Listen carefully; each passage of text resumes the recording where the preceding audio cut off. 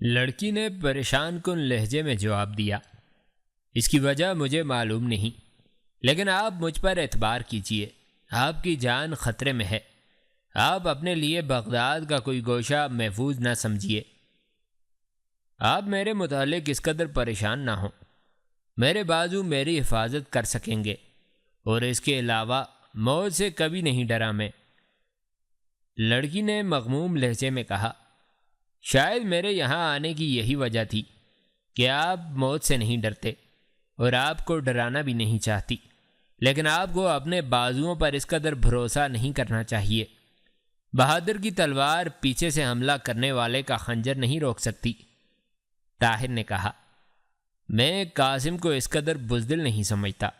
لڑکی نے کہا، قاسم بزدل نہیں، لیکن انتقام کے جوش میں وہ سب کچھ کر سکتا ہے۔ میں اس کا جوش ٹھنڈا کرنے کی کوشش کروں گا۔ میں آپ کی کامیابی کے لیے دعا کروں گا۔ میں آپ کی نصیحت پر عمل کروں گا، لیکن اتنا جاننا چاہتا ہوں کہ آپ کون ہیں۔ اس سوال کا جواب میں دے چکی ہوں۔ آپ مجھے ایک ایسی مسلمان لڑکی سمجھیے جس کے دل میں اپنی قوم کے بہادر فرزندوں کے لیے عزت ہے۔ آپ کے متعلق میں اتنا جانتی ہوں کہ آپ ایک بہادر باپ کے بہادر بیٹے ہیں۔ اس سے زیادہ میں کچھ نہیں جانتی، نہ جاننا چاہتی ہوں۔ آپ بھی میرے متعلق زیادہ جاننے کی کوشش نہ کریں۔ زندگی میں ہمارے راستے ایک دوسرے سے مختلف ہیں۔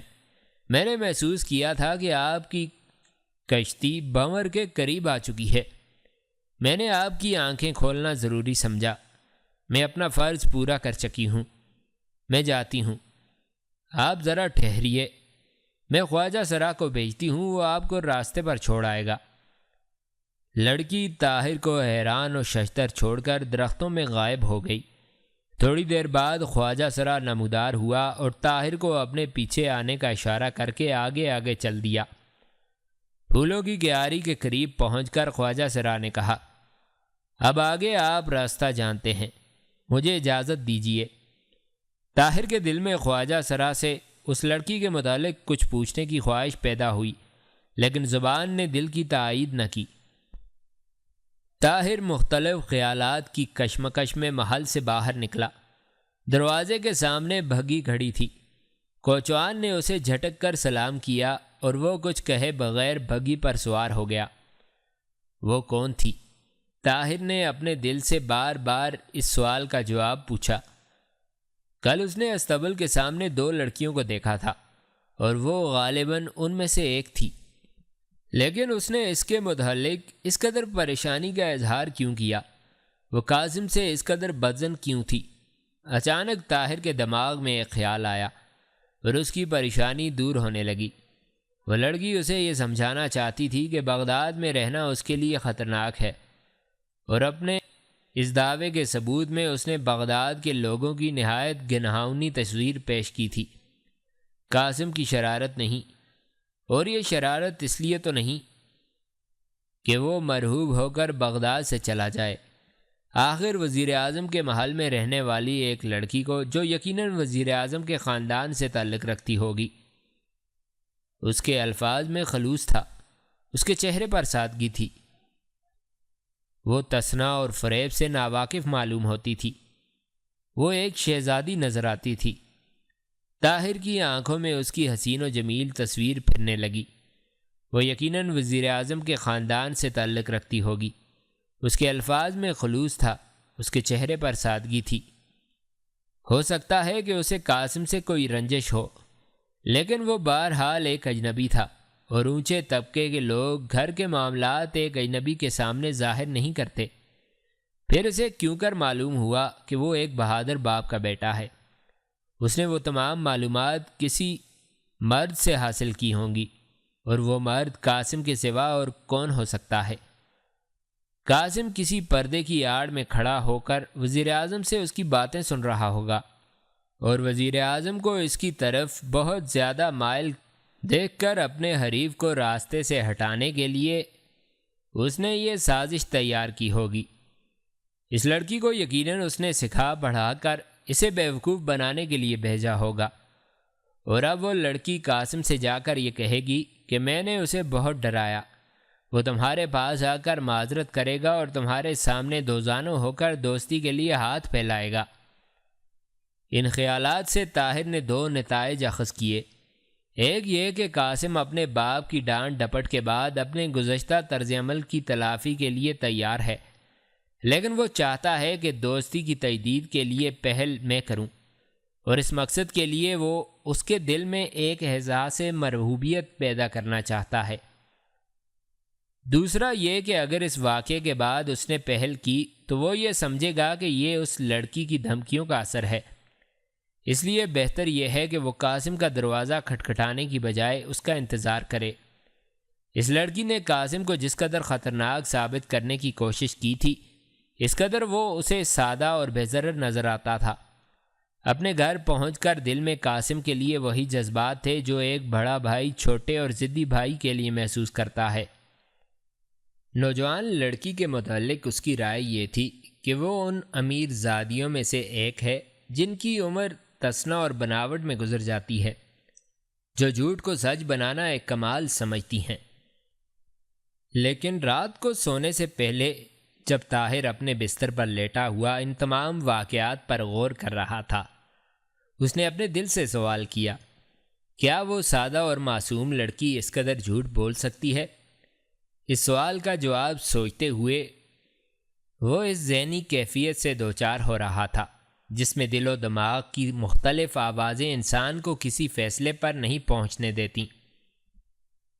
اگلے دن صبح سے لے کر دوپہر تک قاسم گھر سے غائب رہا اور صفیہ پریشانی کی حالت میں تھوڑے تھوڑے وقفے کے بعد محل کے خادموں سے اس کے متعلق پوچھتی رہی۔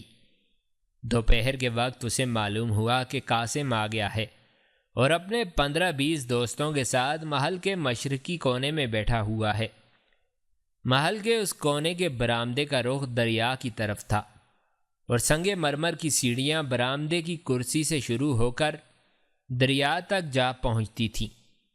پانی کی سطح سے ذرا اوپر آخری سیڑھی پر کہیں کہیں لوہے کی میخیں لگی ہوئی تھیں اور ان میخوں کے ساتھ چھوٹی چھوٹی خوبصورت کشتیاں بندھی ہوئی تھیں۔ اس سیڑھی پر کھڑے ہو کر اوپر کی طرف کسرے خلافت اور سپہ سالار اور دوسرے عہدیداروں کے محلات کے وہ حصے جو دریا کے کنارے تعمیر کیے گئے تھے دکھائی دیتے تھے، اور ہر محل کے سامنے کشتیوں کی ایک بڑی تعداد نظر آتی تھی۔ صفیہ قاسم کے ارادوں سے تھوڑی بہت واقفیت حاصل کر چکی تھی۔ اب جب اس نے یہ سنا کہ وہ اپنے 15-20 دوستوں کے ساتھ بیٹھا ہوا ہے، اس کی تشویش بڑھنے لگی۔ تھوڑی دیر سوچنے کے بعد وہ ایک مضبوط ارادہ لے کر محل کے مشرقی کونے کی طرف چل دی۔ اس کونے پر اوپر کی منزل کے کمروں میں کبھی کبھی صبح یا شام کے وقت خواتین آ کر بیٹھتیں اور دریائے دجلہ کے دلکش مناظر سے لطف اندوز ہوتی تھیں۔ تیسری منزل پر ایک وسیع بارادری تھی۔ دوسری اور تیسری منزل سے دریا کی طرف اترنے کے لیے پیش در پیش سیڑھیاں بنائی گئی تھیں اور ان کا دروازہ دریا کی طرف کھلنے والے برآمدے کے کونے میں تھا۔ صفیہ تیسری منزل کی گیلری سے گزرتی ہوئی بارادری میں پہنچی اور وہاں سے نیچے اس نے تنگ سیڑھیوں سے اترنا شروع کر دیا۔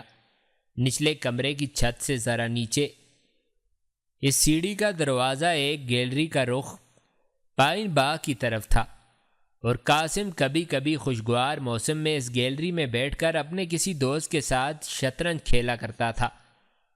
نیچے اور اوپر سے ان سیڑھیوں کے سوا اس گیلری میں آمد و رفت کا کوئی راستہ نہ تھا۔ وہ کمرہ جس میں قاسم بیٹھا تھا اس کے دریچے اس گیلری میں کھلتے تھے۔ صفیہ ایک دریچے کے قریب بیٹھ گئی اور پردے کو تھوڑا سا ایک طرف سرکا کر نیچے جھانکنے لگی۔ قاسم 15-20 ایسے نوجوانوں میں بیٹھا ہوا تھا جن کے متعلق بغداد کے شریف آدمیوں میں سے کسی کی رائے اچھی نہ تھی۔ صفیہ انہیں اکثر قاسم کے ساتھ دیکھ چکی تھی۔ ان میں لوکس بھی تھا، لیکن آج وہ خلاف عادت بہت سنجیدہ نظر آ رہا تھا۔ قاسم نے کہا، بدنامی کے داغ خون سے دھوئے جاتے ہیں۔ اس نے مجھے دھوکہ دیا ہے۔ شروع میں اس نے یہ ظاہر کیا کہ وہ وار کرنا جانتا ہی نہیں، اور میں صرف اس خیال سے کہ یہ کھیل جلد ختم نہ ہو جائے نہایت بے پرواہی سے اس پر حملے کرتا رہا۔ اگر مجھے یہ علم ہوتا کہ میرے بازو شل ہو جانے کے بعد وہ اس طرح تیزی سے حملہ کرے گا تو میں شروع میں ہی یہ کھیل ختم کر ڈالتا۔ اور لوکس کے ساتھ بھی اس نے دھوکہ کیا۔ لوکس پر اس نے خلاف توقع دعویٰ بول دیا۔ خیر، اب دیکھا جائے گا، لوکس نے کہا۔ کم از کم میں اپنے متعلق یہ نہیں کہوں گا کہ اس نے میرے ساتھ دھوکہ کیا ہے۔ اس کی فتح برتری کا نتیجہ تھی۔ مجھے اگر کسی بات کا افسوس ہے تو وہ یہ کہ ہم نے بہادروں کی طرح ہار مان کر اس کی طرف دوستی کا ہاتھ نہیں بڑھایا۔ لوکس کی زبان سے یہ بات سب کے لیے غیر متوقع تھی اور وہ حیرانی سے اس کی طرف دیکھنے لگے۔ کمرے میں ایک شخص داخل ہوا اور سب کی نگاہیں لوکس سے ہٹ کر اس کی طرف مبذول ہو گئیں۔ قاسم نے پوچھا، کیوں، کیا خبر لائے ہو؟ نوارد نے جواب دیا، انہوں نے دریا کے اسی کنارے پر نیچے کی طرف یہاں سے 5 کوس دور خیمہ لگایا ہے۔ اس وقت وہ شکار کھیل رہے ہیں اور رات کے وقت، قاسم نے اس کا فکرہ پورا کرتے ہوئے کہا، رات کے وقت گدھے کی نیند سو رہے ہوں گے، اسی کنارے پر اوپر کی طرف یا نیچے جنگل کے قریب۔ وہ کتنے ہیں؟ کل 8 ہیں۔ اور کون کون ہیں؟ عبدالعزیز، عبدالملک، مبارک اور افضل۔ باقی فوجی افسر ہیں، ان کے نام میں نہیں جانتا۔ ہاں، شاید ایک طاہر کا نوکر ہے۔ قاسم نے پوچھا، تمہارے خیال میں ہم گھوڑوں پر جائیں یا کشتیوں میں جانا بہتر رہے گا؟ اس نے جواب دیا، گھوڑوں پر جانے سے یہ بات راز نہیں رہ سکے گی، ہم کشتیوں پر راتوں رات واپس آ سکتے ہیں۔ قاسم لوکس کی طرف متوجہ ہو کر بولا، اگر آپ کو ہمارا ساتھ دینا پسند نہ ہو تو آپ یہاں رہ سکتے ہیں، میرے خیال میں ایک آدمی سے کوئی خاص کمی نہ ہوگی۔ لوکس نے جواب دیا، میں ان لوگوں میں سے نہیں جو غلط اور خطرناک راستوں پر دوستوں کا ساتھ چھوڑ دیا کرتے ہیں۔ میں آپ کے ساتھ ہوں، لیکن یہ ضرور کہوں گا کہ آپ جو کچھ کرنا چاہتے ہیں وہ بہادروں کی روایات کے خلاف ہے۔ کم از کم سوئے ہوئے دشمن پر حملہ کرنے کے لیے میری تلوار بے نیام نہ ہوگی۔ قاسم نے ہنستے ہوئے کہا، تمہارا خیال ہے کہ ہم 18 ان 8 سوئے ہوئے آدمیوں کو قتل کرنے کے ارادے سے جا رہے ہیں؟ نہیں، ہم انہیں جگا کر منہ ہاتھ دھونے اور اچھی طرح مسلح ہو کر سامنے آنے کا موقع دیں گے۔ اس کے بعد اگر وہ بھاگ جائیں تو میری خواہش نہیں کہ ہم خواہ خواہ ان کے خون سے ہاتھ رنگیں۔ میں انہیں مارنا نہیں چاہتا، بھگانا چاہتا ہوں۔ اپنے ساتھ زیادہ آدمی لے جانے سے میرا مقصد صرف یہ ہے کہ وہ مرعوب ہو کر بھاگ جائیں۔ لوکس نے کہا، اگر وہ مقابلہ کرنے پر اترائے تو؟ قاسم نے جواب دیا، تو ان کے ساتھ وہی سلوک ہوگا جو اپنا مرتبہ نہ پہچاننے والے لوگوں کے ساتھ ہونا چاہیے۔ آپ مجھ سے شکایت کر رہے تھے کہ عبدالعزیز آپ کو جھنجھوڑ کر کرسی پر بٹھا رہا تھا۔ اگر آپ کو اپنی عزت کا پاس نہیں تو مجھے اس کا پاس ضرور ہے۔ طاہر کے ایک دوست کی طرف سے یہ فقط تمہید تھی۔ اگر ہم نے اس کی آنکھیں کھولنے کے لیے کچھ نہ کیا تو بغداد کا ہر فاقہ مست ہمارے سر پر چڑھ جائے گا۔ لیکن آپ کے ابا جان کو اگر ہمارے ارادے معلوم ہو جائیں تو شاید وہ اپنی مصلحتوں کے پیش نظر منع کریں، لیکن مجھے یقین ہے کہ جب میں ان کے سامنے اپنی مہم کی کامیابی کا ذکر کروں گا تو وہ آپ سب کو اپنے دسترخوان پر بلائیں گے۔ لوگس نے قدرے مغموم لہجے میں کہا، میں تو آپ کے ساتھ ہوں۔ قاسم نے اپنے تمام دوستوں کو مخاطب کرتے ہوئے کہا، یاد رکھو، طاہر کا ہر صورت میں بغداد سے کوچ کرنا ہمارے لیے بہتر ہے۔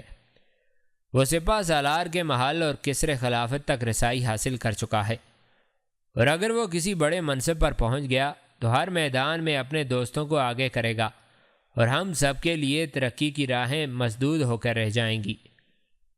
صفیہ جو کچھ جاننا چاہتی تھی وہ اسے معلوم ہو چکا تھا۔ وہ اٹھی اور دبے پاؤں گیلری سے گزر کر سیڑھیوں پر چڑھنے لگی۔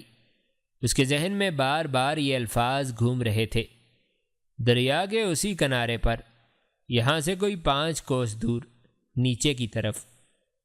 اس کے دل کی دھڑکن کبھی سست اور کبھی تیز ہو رہی تھی۔ خیالات کے ایک ہیجان کے تحت وہ کبھی چلتے چلتے رک جاتی اور کبھی تیزی سے قدم اٹھانے لگتی۔ وہ طاہر کو ایک بار پھر باخبر کرنا چاہتی تھی، اس کی جان بچانا چاہتی تھی، لیکن کیوں؟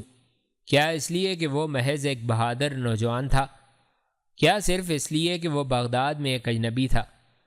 ایک اجنبی بدو۔ اس نے چند بار یہ لفظ دہرایا اور اس میں ایک مٹھاس، ایک لذت اور ایک کشش محسوس کرنے لگی۔ اس نے اپنے دل میں کہا، کاش میں بھی ایک بدو ہوتی اور کسی صحرا کی تند ہواؤں میں اس کے دامن کا سہارا لے سکتی۔ اسے سنگ مرمر کا یہ عالی شان محل ایک بدو کے خیمے کے مقابلے میں غیر مکمل نظر آ رہا تھا۔ وہ ان دلکش فضاؤں میں سانس لینا چاہتی تھی جہاں آزادی کے نخلستانوں میں محبت کے چشمے پھوٹتے تھے، جہاں مکر و ریا نے انسانیت کا چہرہ ابھی تک مسخ نہیں کیا تھا۔ اس نے پھر اپنے دل میں کہا، صفیہ، اپنے دل کو فریب نہ دو۔ اس کی دنیا اور تمہاری دنیا میں ایک ناقابل عبور سمندر حائل ہے۔ وہ ایک عام آدمی ہے اور تم وزیر اعظم کی بھتیجی ہو۔ تم اس کی جان بچا سکو تو یہ ایک کار خیر ہے۔ اس سے زیادہ ایسے خواب نہ دیکھو جن کی کوئی تعبیر نہیں۔ وہ سکینہ کو تلاش کرتی ہوئی ایک کمرے میں پہنچی۔ سکینہ تکیے کے سہارے قالین پر بیٹھی ایک کتاب پڑھ رہی تھی۔ اس نے صفیہ کی طرف دیکھ کر پوچھا، صفیہ، تم کہاں گئی تھی؟ میں نے تمہیں بہت تلاش کیا۔ آؤ مجھے ان اشعار کا مطلب سمجھاؤ۔ سکینہ، آج گھوڑے پر سیر کے لیے نہیں چلو گی؟ سکینہ نے حیران ہو کر جواب دیا۔ اس وقت؟ صفیہ نے کہا، میرا مطلب ہے تھوڑی دیر کے بعد۔ سکینہ نے کتاب کی طرف دیکھتے ہوئے بے پرواہی سے کہا، شام کے وقت چلیں گے۔ صفیہ نے سکینہ کے قریب بیٹھتے ہوئے کہا، آج ہم میدان کے بجائے دریا کے کنارے چلیں گی۔ سکینہ نے جواب دیا، تمہارا مقصد ہے کہ بغداد کے لوگ ہم سے اچھی طرح واقف ہو جائیں اور ابا جان ہمارا گھوڑوں پر سوار ہونا بند کر دیں۔ یاد ہے پچھلی دفعہ ہم دریائے دجلہ کے کنارے گئی تھیں تو کس قدر ناراض ہوئے تھے۔ صفیہ نے کہا، نقاب میں ہمیں کون پہچانے گا، لیکن ہمارے گھوڑے تو پہچانے جا سکیں گے۔ یہ سن کر صفیہ سوچ میں پڑ گئی اور اس نے اس موضوع پر زیادہ بحث کرنا مناسب نہ سمجھا۔ شام ہونے تک سکینہ نے اس سے چند بار پوچھا، صفیہ، تم مغموم ہو، آخر بتاؤ تو صحیح، تمہیں کس بات کی پریشانی ہے؟ اور اس نے ہر بار یہی جواب دیا، سکینہ، آج میرا جسم ٹوٹ رہا ہے۔ گھوڑے پر ایک لمبی دوڑ لگانے کے بعد میری طبیعت ٹھیک ہو جائے گی۔ صفیہ کے اصرار پر سکینہ معمول سے کچھ دیر پہلے سیر کو جانے کے لیے تیار ہو گئی۔ جب وہ گھوڑوں پر سوار ہو کر محل سے باہر نکلی تو صفیہ نے اپنے گھوڑے کی باگ کھینچی اور چند بار ایڑ لگانے کے بعد اسے شوق کرتے ہوئے کہا، آؤ سکینہ، دریا کے کنارے ایک دوڑ لگائیں، ہم جلد واپس آ جائیں گی۔ اس کنارے پر شہر کے لوگوں کی آمد و رفت ویسے ہی کم ہے، اور اگر بالفرض کوئی ہمارے گھوڑوں سے ہمیں پہچان بھی لے تو اسے شکایت لے کر آنے کی جرت نہیں ہوگی، اور پھر اس میں برائی ہی کیا ہے؟ بالآخر ہماری وہ مائیں اور بہنیں بھی تو ہیں جو مردوں کے دوش بدوش میدان جنگ میں جایا کرتی ہیں۔ سکینہ نے کہا، لیکن دریا کے کنارے کون سا میدان جنگ ہے؟ صفیہ نے لاجواب سی ہو کر کہا، میں سمجھی تم ڈرتی ہو، لیکن میں تمہیں یقین دلاتی ہوں کہ میرا خنجر تمہاری حفاظت کرے گا۔ سکینہ نے کہا، میں کسی سے کیوں ڈرنے لگی؟ کیا میرے پاس خنجر نہیں؟ چلو۔ سکینہ کا ارادہ بدل جانے کے خوف سے صفیہ نے جلدی سے گھوڑا دریا کی طرف موڑ دیا اور آن کی آن میں یہ دونوں شہر کی آبادی سے نکل گئیں۔ تھوڑی دور آگے جا کر سکینہ نے شور مچانا شروع کیا، صفیہ ٹھہرو، آگے جانا خطرناک ہے۔ صفیہ، کیا تم حسن بن صبا کی جنت میں پہنچنے کا ارادہ کر چکی ہو؟ صفیہ کی تدبیر کامیاب ہو چکی تھی۔ وہ یہی چاہتی تھی کہ سکینہ تھوڑی دور تک اس کا ساتھ دے۔ اس نے گھوڑا روکے بغیر مڑ کر سکینہ کی طرف دیکھا اور یہ ظاہر کرتے ہوئے کہا کہ وہ گھوڑے کی باگ کھینچ کر اسے روکنے کی کوشش کر رہی ہے۔ بلند آواز میں کہا، سکینہ، یہ گھوڑا آج ذرا سرکشی دکھا رہا ہے، میں اس کا مزاج درست کرنا چاہتی ہوں۔ تم یہیں ٹھہرو، میں آتی ہوں۔ اور سکینہ کہہ رہی تھی، کیسی بیوقوف ہو تم، میں نے تمہیں کہا تھا اس گھوڑے پر صرف قاسم سوار ہو سکتا ہے، تم اس پر مت چڑھو۔ صفیہ نے مڑ کر جواب دیا، اس کا جوش ابھی ٹھنڈا ہو جائے گا، زیادہ سے زیادہ 2 کوس اور بھاگے گا۔ سکینہ نے کچھ دور اس کا ساتھ دیا اور بالآخر وہ گھوڑے کو روک کر انتہائی پریشانی کی حالت میں صفیہ کے سبا رفتار گھوڑے کی طرف دیکھنے لگی۔ گھوڑا گرد کے بادل اڑاتے ہوئے انہی بادلوں میں روپوش ہو گیا اور سکینہ دیر تک وہاں کھڑی رہی۔ سورج غروب ہونے میں کافی دیر تھی۔ کنارے کے آس پاس کسانوں اور چرواہوں کی چند بستیاں دیکھ کر سکینہ نے اپنے متعلق کوئی زیادہ خطرہ محسوس نہ کیا۔ چند بار سکینہ کو غصہ آیا اور اس نے چاہا کہ وہ واپس جائے، لیکن جب اسے یہ خیال آتا کہ گھر جا کر کیا بتائے گی تو اس کا ارادہ بدل جاتا۔ اچانک اسے خیال آیا کہ اس کا ایک جگہ کھڑا رہنا درست نہیں۔ اس نے معمولی رفتار سے گھوڑا چھوڑ دیا، کوئی آدھ میل نیچے جا کر اسے موڑ لیا اور پھر کوئی 1 میل آہستہ آہستہ شہر کی طرف چل کر رک گئی۔ مغرب کی طرف شفق کی سرخی چھا رہی تھی، درختوں کے سائے تیزی سے بڑھ رہے تھے، پرندے کھیتوں سے آشیانوں کی طرف پرواز کر رہے تھے۔ سکینہ کی تشویش بڑھ رہی تھی، تاہم وہ اپنے دل کو تسلی دینے کے لیے یہ کہہ رہی تھی، وہ ایسی نادان نہیں، وہ یقیناً بہت دور نہیں گئی ہوگی، وہ مجھے ستانے کے لیے دریا کے کنارے کسی درخت کی آڑ میں چھپ کر کھڑی ہو گئی ہوگی۔ اگر میں چل پڑوں تو وہ گھوڑا دوڑا کر مجھ سے آ ملے گی اور پھر میرے قریب پہنچ کر زور سے کہکا لگائے گی۔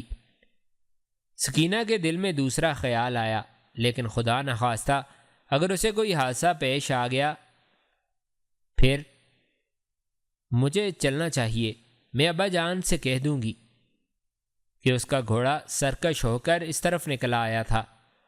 بہت دیر سوچنے کے بعد سکینہ نے واپس چلنے کا فیصلہ کیا، تاہم اس امید پر کہ صفیہ آ رہی ہوگی۔ وہ کبھی کبھی گھوڑے کو روک کر اس کا انتظار کرنے لگتی۔ طاہر عبدالعزیز کے دوستوں میں سے عبد الملک اور مبارک کے ساتھ بہت جلد مانوس ہو گیا۔ مبارک ایک قوی ہیکل اور سادہ دل سپاہی تھا، تعلیم میں بھی وہ باقی سب سے پیچھے تھا۔ احباب کی محفل میں بات کرتے ہوئے وہ بہت جھجکتا تھا، لیکن دریا میں تیرنے، گھنے جنگل میں گھوڑے پر ہرن کا پیچھا کرنے اور اڑتے ہوئے پرندوں کو تیر کا نشانہ بنانے میں اس نے اپنے آپ کو طاہر کی توجہ کا مستحق بنا لیا۔ طاہر کو زید اور مبارک میں بہت سی باتیں مشترک نظر آئیں۔ زید جس قدر دوسروں سے بات کرتا ہوا گھبراتا تھا، اسی قدر مبارک کے ساتھ بے تکلف ہونے کی کوشش کرتا تھا۔ افضل ایک خوشوزہ نوجوان تھا، باتیں کرنے میں وہ کافی ہوشیار تھا، لیکن دوسروں کے مقابلے میں اس کی نفاست اور تن آسانی دیکھ کر طاہر نے اس کے متعلق کوئی بلند رائے قائم نہ کی۔ شکار میں افضل نے تھوڑی دیر اپنے دوستوں کا ساتھ دیا اور پھر ایک درخت کے نیچے گھوڑا باندھ کر آرام سے سو گیا۔ دوپہر کے وقت جب وہ دریا میں تیر رہے تھے، زید کو اس بات سے خوشی ہوئی کہ گہرے پانی سے دور رہنے کے لیے اسے ایک ساتھی مل گیا تھا۔ طاہر جس نوجوان سے متاثر ہوا وہ عبد الملک تھا۔ قد میں وہ عبدالعزیز سے ذرا کم تھا، جسمانی طور پر وہ کافی تنومند تھا، لیکن اس کا چہرہ نسبتاً لمبوترا اور پتلا تھا۔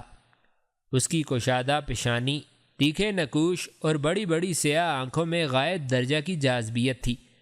اس نے بغداد کی بہترین درسگاہوں میں تربیت حاصل کی تھی اور بغداد کے مروجہ علوم پر اسے کافی عبور حاصل تھا، اور جس قدر طاہر اس کے خیالات کی پختگی سے متاثر ہوا تھا، اس سے کہیں زیادہ طاہر اس کی ذہانت اور علم کا معترف تھا۔ تھوڑی دیر باتیں کرنے کے بعد طاہر اور عبد الملک یہ محسوس کر رہے تھے کہ وہ مدت سے ایک دوسرے کو جانتے ہیں۔ موسیٰ اور نصیر خالص سپاہی تھے، انہیں علم و ادب سے کوئی واسطہ نہ تھا، فقط عبدالعزیز کی شخصیت اور محبت نے انہیں اس ٹولی میں شامل کر دیا تھا، اور جس وقت باقی دوست درختوں کے سائے میں بیٹھ کر نہایت اہم مسائل پر گفتگو کر رہے تھے، یہ دونوں ذرا دور ہٹ کر آپس میں جھگڑ رہے تھے۔ موسیٰ کہہ رہا تھا، میں نے جو ہرن شکار کیا ہے وہ وزن میں تمہارے ہرن سے بھاری ہے، اور اس کے سینگ تمہارے ہرن سے زیادہ خوبصورت ہیں۔ نصیر اسے جھوٹا ثابت کرنے کی کوشش کر رہا تھا۔ وہ کہہ رہا تھا، تم نے خواب میں بھی ایسا ہرن شکار نہیں کیا ہوگا۔ زید کو ان کا جھگڑا علمی مباحثے سے زیادہ دلچسپ محسوس ہوا، اور وہ اٹھ کر ان کے قریب جا بیٹھا۔ انہوں نے ایک دوسرے کو اپنی بات منوانے سے مایوس ہو کر زید کو اپنا ثالث بنا لیا۔ زید ہرن کی خوبیوں سے زیادہ اس کی وکالت میں نصیر کے جوش و خروش سے متاثر ہوا، اور اس نے نصیر کے حق میں فیصلہ دے دیا۔ موسیٰ اسے اپنے فیصلے پر نظر ثانی کرنے کے لیے آمادہ کر رہا تھا، لیکن نصیر نے کہا، بس اب ثالث کے فیصلے کے بعد تمہیں بولنے کا کوئی حق نہیں۔ موسیٰ نے زید پر اپنا غصہ یوں اتارا کہ جب یہ تینوں دریا میں نہا رہے تھے، موسیٰ نے مذاق میں زید کی گردن دبا کر اسے 2-3 غوطے دے دیے۔ زید نے باہر نکل کر اسے کشتی کے لیے للکارا۔ وہ جب موسیٰ مقابلے کی دعوت پر لبیک کہتا ہوا باہر نکلا، مبارک، افضل اور عبدالعزیز طاہر اور عبد الملک کو چھوڑ کر ان کے گرد آ جمع ہوئے۔ زید موسیٰ کو بچھاڑ کر اس کی چھاتی پر چڑھ بیٹھا اور بولا، اب ان سب کے سامنے اعلان کرو کہ میرا فیصلہ درست تھا۔ موسیٰ نے تھوڑی دیر ہاتھ پاؤں مارنے کے بعد ہنستے ہوئے کہا، میں اعلان کرتا ہوں کہ تمہارا فیصلہ بالکل صحیح تھا۔ زید نے کہا، وعدہ کرو آئندہ پانی میں مجھے غوطہ نہیں دو گے۔ موسیٰ نے وعدہ کیا اور زید نے اسے چھوڑ دیا۔ عصر کی نماز کے بعد ان لوگوں نے تیر اندازی کی مشق شروع کر دی، لیکن طاہر، عبدالعزیز اور عبد الملک دریا کے کنارے سیر کے لیے چل دیے۔ سورج غروب ہونے کے قریب تھا، اور وہ خیمے کی طرف لوٹنے کا ارادہ کر رہے تھے کہ دور سے ایک سوار سرپٹ آتا ہوا دکھائی دیا، اور وہ اس طرف دیکھنے لگے۔ سوار کو قریب آتا دیکھ کر عبدالعزیز نے کہا، یہ کوئی عورت معلوم ہوتی ہے، اور طاہر نے اپنے دل میں ایک خلش سی محسوس کی۔ گھوڑا قریب آنے پر یہ خلش پریشانی اور اضطراب میں تبدیل ہونے لگی۔ یہ صفیہ تھی۔ پیشانی اور آنکھوں کے سوا اس کا باقی چہرہ نقاب میں چھپا ہوا تھا۔ اس نے کچھ فاصلے پر گھوڑا روک لیا اور تذبذب کی حالت میں یکے بعد دیگرے ان تینوں کی طرف دیکھنے لگی۔ ایک لمحہ توقف کے بعد اس نے گھوڑے کو چند قدم آگے بڑھایا اور طاہر پر نظریں گاڑ دیں۔ اس کی آنکھیں کسی تکلیف دہ احساس کی ترجمانی کر رہی تھیں۔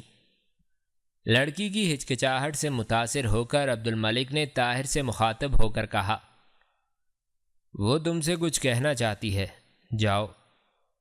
طاہر نے آگے بڑھ کر سوال کیا، آپ مجھ سے کچھ کہنا چاہتی ہیں؟ لڑکی نے اپنے تیز تیز سانس پر قابو پاتے ہوئے جواب دیا، ہاں، میں آپ کو یہ بتانے آئی تھی کہ قاسم آج رات۔ طاہر نے کسی قدر طنزیہ لہجے میں اس کا فکرہ پورا کرتے ہوئے کہا، ہمیں قتل کر ڈالے گا، لہٰذا ہمیں بغداد سے 100 کوس دور نکل جانا چاہیے۔ میرے خیال میں مجھے پہلے بھی آپ سے ملاقات کا شرف حاصل ہو چکا ہے۔ صفیہ کے دل کو ایک گہرا چرکا لگا اور اس نے کانپتی ہوئی مجروح آواز میں کہا، میں آپ کو بغداد کے بزلہ سنج اور حاضر جواب نوجوانوں سے مختلف سمجھتی تھی۔ بہرحال میں اپنا فرض پورا کرتی ہوں۔ قاسم رات کے وقت 15-20 آدمیوں کے ساتھ کشتی پر یہاں پہنچ کر اچانک آپ پر حملہ کر دے گا۔ آپ یہاں سے چلے جائیں یا اپنی تفریح کے لیے کوئی اور جگہ منتخب کر لیں تو اس میں آپ کی بھلائی ہے، ورنہ شاید بغداد میں کوئی یہ نہ پوچھے کہ کون قتل ہوا ہے اور کس نے قتل کیا ہے۔ طاہر کے شکوک یقین کی حد تک پہنچ چکے تھے۔ اس نے کہا، آپ کی تکلیف کا شکریہ۔ آپ قاسم سے کہہ دیجئے کہ ایک عقل مند آدمی دوبارہ ایک غلط حربہ استعمال نہیں کرتا۔ میں آپ کو پہلے بھی یقین دلا چکا ہوں کہ میں اس کا دشمن بننے کی بجائے اس کا دوست بننے کو ترجیح دوں گا، لیکن مجھے مرحوب کرنے کے لیے جو طریقہ وہ اختیار کر رہا ہے اسے ہر سلیم الفطرت انسان برا سمجھے گا۔ میں اسے گلے لگانے کے لیے تیار ہوں، اس کے پاؤں میں رینگنے کے لیے کبھی تیار نہیں ہوں گا۔